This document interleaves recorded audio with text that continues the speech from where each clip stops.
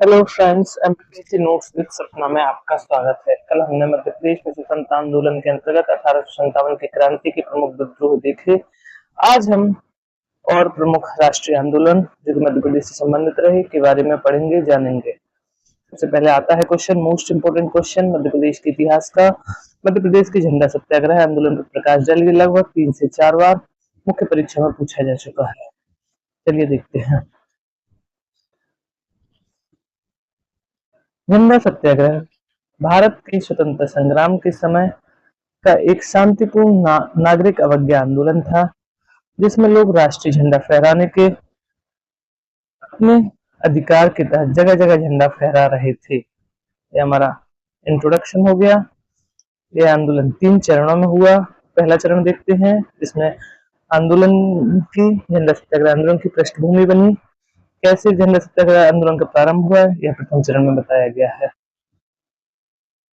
जो असहयोग आंदोलन थी, असहयोग आंदोलन जो था उसकी सफलता का आकलन करने के लिए जबलपुर में अक्टूबर 1922 में एक समिति पहुंची, जिसमें मोतीलाल नेहरू, हकीम अजमल खान, डॉक्टर अंसारी, चक्रवर्ती राजगोपालाचारी, कस्तूरी रंगा जैसे बड़े नेता थे। उनका अभिनंदन समारोह आयोजित किया गया टाउन हॉल में जबलपुर के, जिसे वर्तमान में गांधी भवन लाइब्रेरी कहते हैं, और वहां पर तिरंगा सम्मान में तिरंगा झंडा फहराया गया। यह खबर अखबारों में सुर्खियां बन गई। लंदन तक यह खबर पहुंची। तब भारतीय मामलों के सचिव लॉर्ड विंटरटन को अपना पक्ष रखकर लंदन पार्लियामेंट में बुलाया गया। उन्होंने पार्लियामेंट को आश्वस्त कराया कि अब भारत में किसी भी सरकारी अथवा अर्ध सरकारी इमारत में झंडा नहीं फहराया जा सकेगा। यहाँ पर लॉर्ड विंटरटन का आश्वासन ही इसकी पृष्ठभूमि बना, और फिर इसका द्वितीय चरण प्रारंभ होता है। द्वितीय चरण के अंतर्गत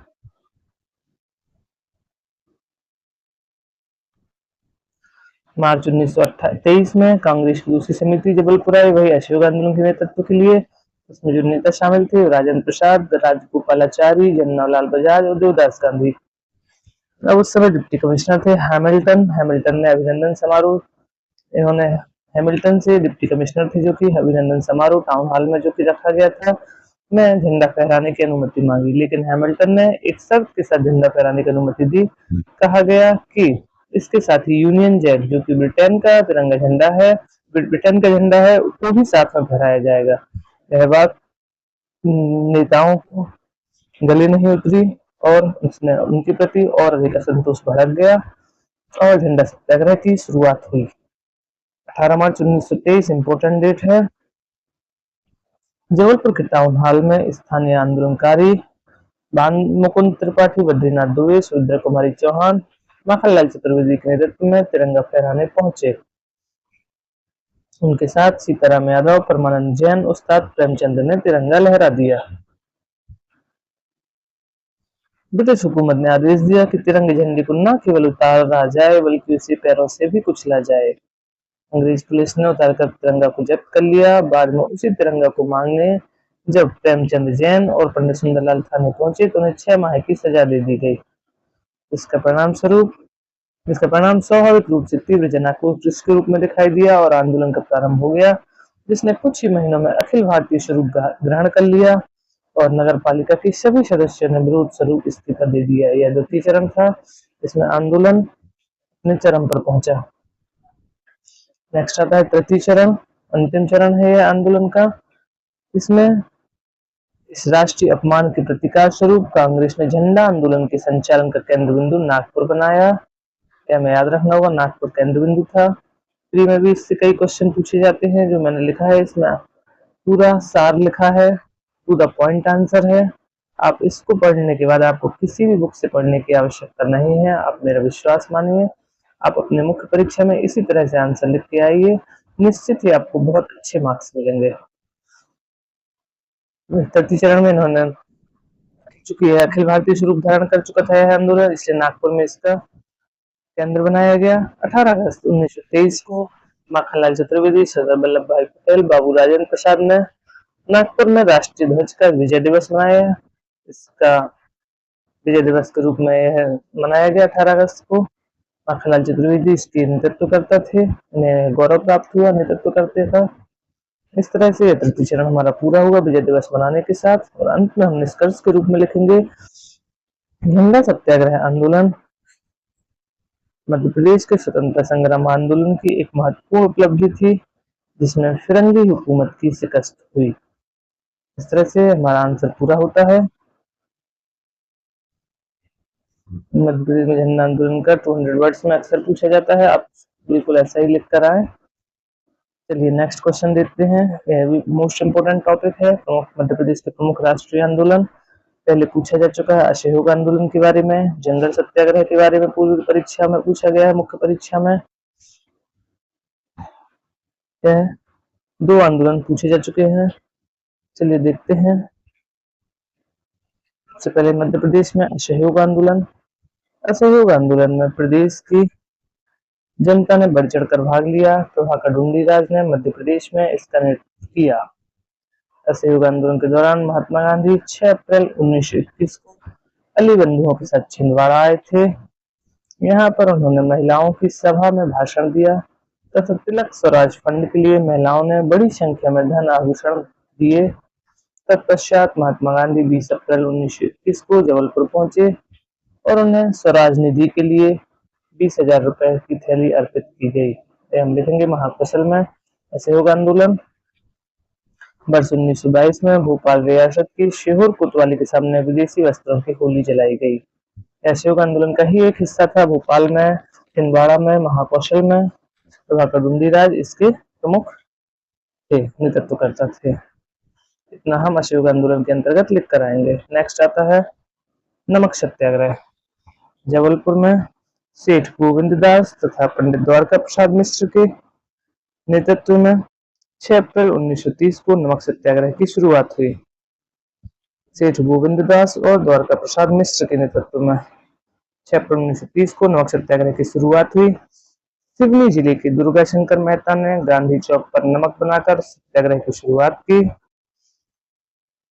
एवं एक विशाल जल समारोह रानी दुर्गावती के समाधि स्थल बरेला तक निकाला गया।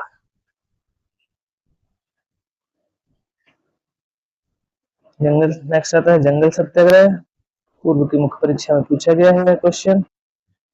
मध्य प्रदेश में सर्वप्रथम जंगल सत्याग्रह जुलाई 1930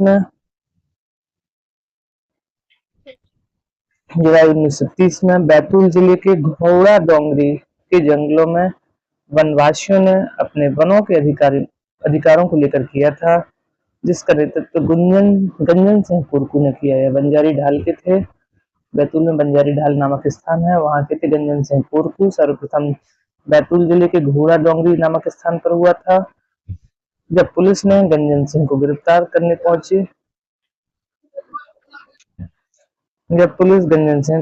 करने पहुंची तो आदिवासियों ने प्रबल विरोध कर दिया। वनवासी समुदाय पर पुलिस ने गोलियां बरसाई, जिसमें कोमागोंड घटनास्थल पर ही शहीद हो गए और गंजन सिंह भागने में सफल रहे। और अंत में आदिवासियों को पुलिस की गिरफ्त से मुक्त कराने में एक बर्बर संघर्ष हुआ, जिसमें रामू और मकड़ूगौड़ शहीद हो गए। रामू मकड़ूगौड़ शहीद हुए, कोमागोंड घटनास्थल पर ही शहीद हुए थे। जंगल सत्याग्रह बैतूल का था। जो दूसरा जंगल सत्याग्रह था वो टुरिया में था। टुरिया जंगल सत्याग्रह कहते हैं, सिवनी जिले में है। सन 1930 में नमक सत्याग्रह के दौरान सिवनी जिले के टुरिया के जंगलों में चंदन के बगीचों से घास काटकर कांग्रेसी नेताओं द्वारा दुर्गा शंकर मेहता के नेतृत्व में जंगल सत्याग्रह किया गया। चंदन के बगीचों से घास काटकर इसकी शुरुआत हुई थी। 9 अक्टूबर 1930 को सत्याग्रहियों और ब्रिटिश पुलिस के बीच हिंसक झड़प हुई, जिसमें डिप्टी कमिश्नर सीमन ने गोली चलाने का आदेश दे दिया, जिसमें बिरजू गोंड सहित 4 लोग शहीद हो गए।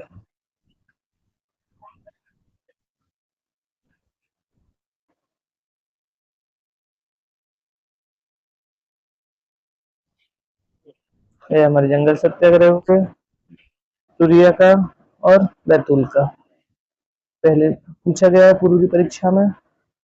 नेक्स्ट आता है चरण पादुका संहार, जैसा कि हम सभी जानते हैं मकर संक्रांति के दिन हुआ था। स्वतंत्रता आंदोलन के दौरान 14 जनवरी 1931 को छतरपुर जिले में उर्मिल नदी के किनारे सरजू दुआ के नेतृत्व में स्वतंत्रता संग्राम सेनानियों की सभा चल रही थी, जिसे नौगांव छावनी के ब्रिटिश पॉलिटिकल लीजेंड फिशर ने अपने आदेश की अवहेलना मानते हुए पुलिस, जो कि भीली पलटन थी, से गोली चलाने का आदेश दिया गोली चलाने का। इसमें 6 लोग शहीद हुए और 29 लोग घायल हुए। इसको मध्य प्रदेश का जलियांवाला बाग हत्याकांड कहा जाता है। नेक्स्ट है पंजाब मेल हत्याकांड 1931।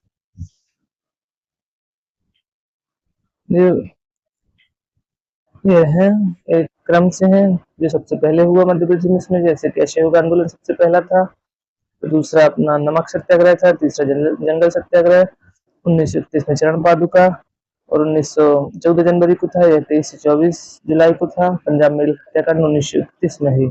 एक क्रमबद्ध है, कई बार क्रम पूछा जाता है परीक्षा में, कौन सा क्रम सही है, इस तरह से। चलिए देखते हैं। पंजाब मेल हत्याकांड 23 से 24 जुलाई 1931 की रात्रि में दिल्ली से बंबई की ओर इस तरह से पंजाब मेल हत्याकांड होता है। नेक्स्ट आता है सोहावल का नरसंहार। स्वतंत्रता आंदोलन के दौरान सतना जिले की सोहावल रियासत में एक स्वतंत्रता संग्राम सेनानी लाल बुद्ध प्रताप सिंह के नेतृत्व में 19 जुलाई 1938 को एक सभा आयोजित की गई, जिस पर ब्रिटिश पुलिस द्वारा गोली चलाने का आदेश दिया गया, जिसमें लाल बुद्ध प्रताप सिंह सहित 4 लोगों की मृत्यु हो गई।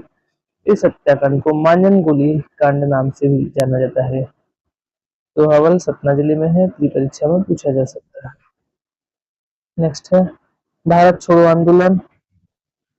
यहाँ पर विभिन्न चरणों में भारत छोड़ो आंदोलन हुआ मध्य प्रदेश में। देखते हैं, अलग अलग शहरों में अलग अलग घटनाएं हुई।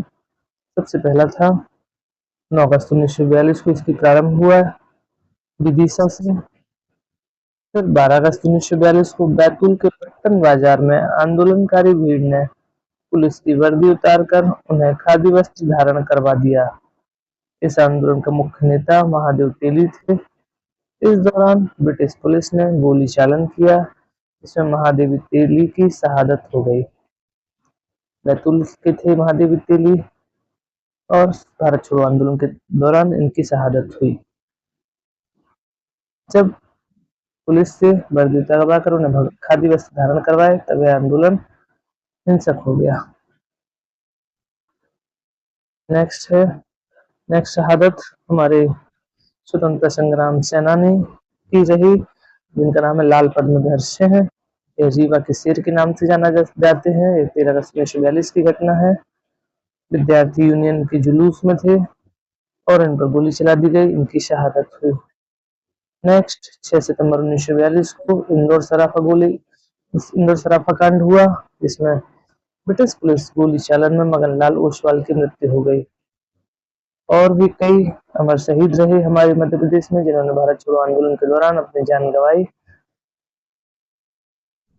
प्रत्येक का लिख पाना संभव नहीं है, लेकिन हमें इनकी शहादत को याद रखना होगा। नेक्स्ट, रतलाम शहर में भूमिगत रहकर देश भर में इस आंदोलन का संचालन गुप्त तरीके से किया गया। इसी दौरान मंडलेश्वर दुर्ग के मुख्य दरवाजे को तोड़कर स्वतंत्रता संग्राम सेनानियों ने अपने कैद साथियों को अंग्रेज से मुक्त करा लिया था। इस तरह से हमारा भारत छोड़ो आंदोलन हुआ। 7 मार्क्स में पूछे जाने की संभावना है। हमें अलग अलग घटनाओं को वर्णन करते हुए अपने आंसर्स को पूरा करेंगे। नेक्स्ट है रीवा का चावल आंदोलन। 28 फरवरी 1947 को जबरन लेवी के विरुद्ध जबरदस्ती कर वसूला जा रहा था, उसके विरुद्ध हुआ था 28 फरवरी 1947 को। इसमें त्रिभुवन तिवारी और भैरव प्रसाद उर्फ मालिया को अंग्रेजों द्वारा गोली मार दी गई। नेक्स्ट है बुरास घाटी की घटना। में पूछा जाता है बुरास किस जिले में है, तो याद रखना होगा यार, रायसेन जिले का है। 14 जनवरी 1949 की घटना है। भोपाल रियासत के विलीनीकरण जन आंदोलन, जब भोपाल रियासत का विलीनीकरण हो रहा था तब जन आंदोलन हुआ और भोपाल के अंतिम नवाब हमीदुल्ला खां की नवाबी सेना और आंदोलनकारियों के बीच रायसेन जिले की उदयपुरा तहसील के अंतर्गत नर्मदा नदी के तट पर बोरास घाट पर हिंसक झड़प हुई, जिसमें आंदोलनकारी विशाल सिंह, धन सिंह, मंगल सिंह, छोटे लाल की शहादत हुई। किंतु राष्ट्रीय स्वाभिमान का तिरंगा झंडा नीचे नहीं गिरने दिया। इस तरह से यह हमारे राष्ट्रीय आंदोलन स्वतंत्रता के दौरान जो राष्ट्रीय आंदोलन हुए वह पूरे होते हैं। आपको आज का वीडियो कैसा लगा कमेंट करके जरूर बताएं, और यदि वीडियो अच्छा लगा है तो प्लीज चैनल को सब्सक्राइब करें। कल फिर मिलते हैं नेक्स्ट टॉपिक के साथ। धन्यवाद।